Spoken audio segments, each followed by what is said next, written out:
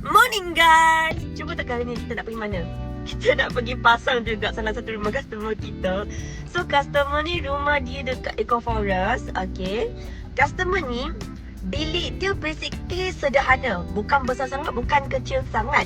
Tapi disebabkan perabot dia banyak dan katil-katil dia tu katil-katil dia tu basically ialah katil yang jenis besar-besar lah.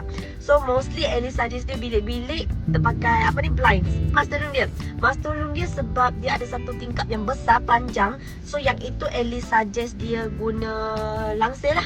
So basically tempat dia tu satu langsir, lain semua blinds. Jom kita pergi tengok.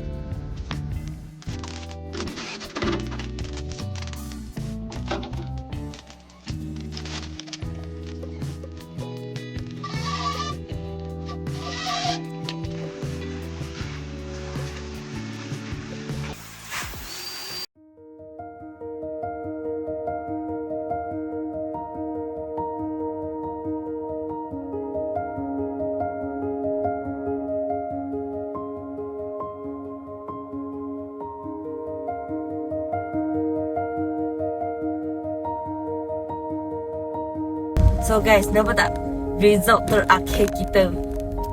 Sebenarnya vlog hari ni saya cuma nak tunjuk korang apa servis yang kita ada buat. Contoh, untuk hari pemasangan kita ada pasang thread dulu yang pertama. Lepas tu kita gantung langsir. Lepas gantung langsir kita akan iron langsir.